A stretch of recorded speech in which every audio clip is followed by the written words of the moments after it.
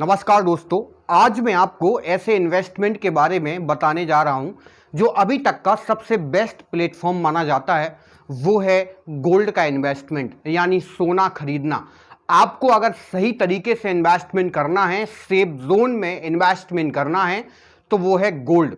Gold को किस तरीके से खरीदना है, आपको प्योर गोल्ड लेना है या फिर ज्वेलरी लेनी है, गोल्ड में कितने रिटर्न्स निकल के आ रहे हैं, कितने साल में रिटर्न्स निकल के आ रहे हैं, कितने अच्छे रिटर्न्स निकल रहे हैं अदर सेक्टर के कंपैरिजन, ये सारे बेनिफिट्स मैं आपको बताने जा रहा हूं। उससे पहले अगर वीडियो को लाइक और चैनल को सब्सक्राइब नहीं किया तो कर दीजिए। गोल्ड को आप खरीद कर इन्वेस्टमेंट की तरह रख सकते हैं या फिर गोल्ड से बनी हुई ज्वेलरी आप खरीद कर उसे भी इन्वेस्टमेंट की तरह रख सकते हैं।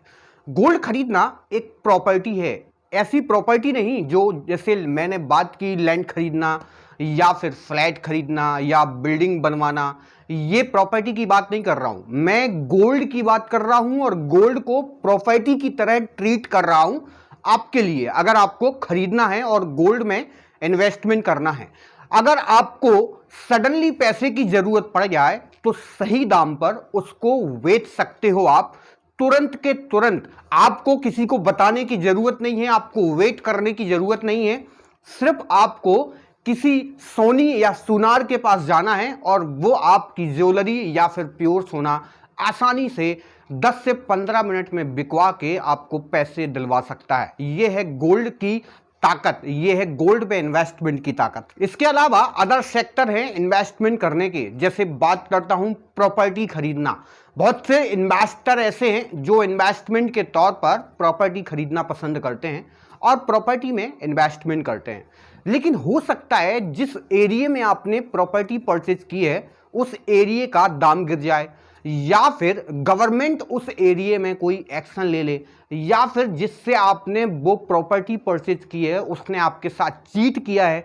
बहुत सारी ऐसी सिचुएशन बनती हैं जिसकी वजह से प्रॉपर्टी में आपको लॉस लग सकता है। इसलिए प्रॉपर्टी एक ऐसा सेक्टर है, थोड़ा सा रिस्की है। किसके कंपैरिजन? गोल्ड परचेज करना और गोल्ड की ज्वेलरी परचेज करना और प्योर गोल्ड परचेज करने के कंपैरिजन में। अब अदर सेक्टर में बहुत सारे सेक्टर हैं, जैसे स्टॉक मार्केट हो गया, म्यूचुअल फंड हो गया, इसके अलावा एफडी हो गया। म्यूचुअल फंड की अगर बात करूं, वो कनेक्टेड है शेयर बाजार से और शेयर बाजार रिस्की होता है। अब शेयर बाजार में इन्वेस्टमेंट करना है अगर आपको तो कर सकते हो।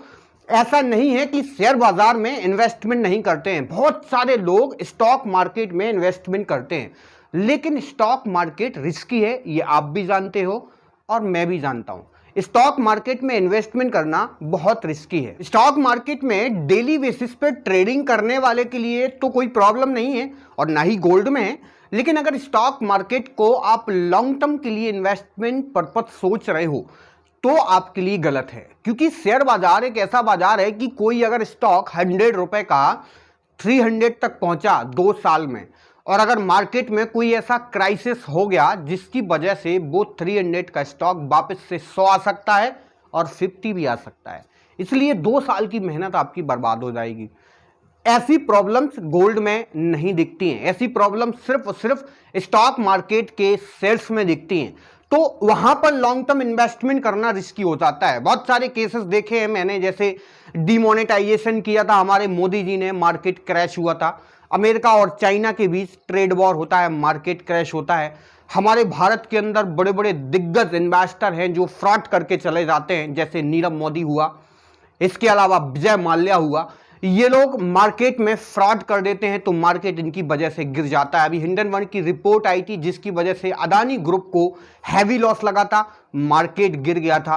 तो ऐसी सिचुएशन बनती रहती है, ऐसी गोल्ड में नहीं बनती। अगर आप गोल्ड परचेज करते हो, मैंने नहीं सुना कि गोल्ड में इन्वेस्टमेंट किए हुए पर्सन को लॉस लग गया या फिर वो बर्बाद हो गया, जिसने आज 5 साल पहले गोल्ड खरीदा था और आज मार्केट में ये हलचल हो रही है कि गोल्ड पूरा क्रैश हो गया।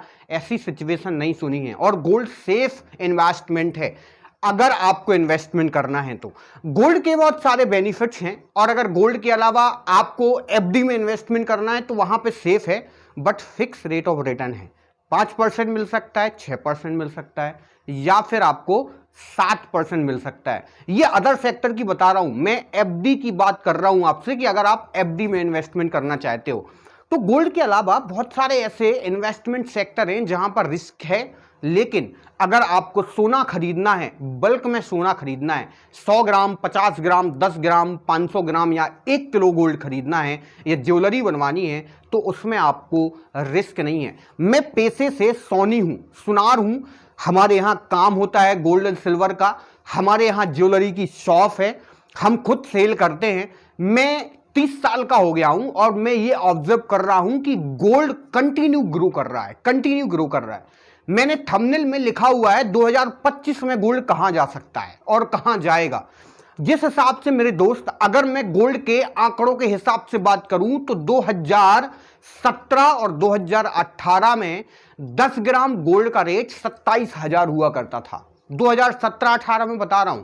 आज 2023 चल रहा है, 2022 और 23 चल रहा है।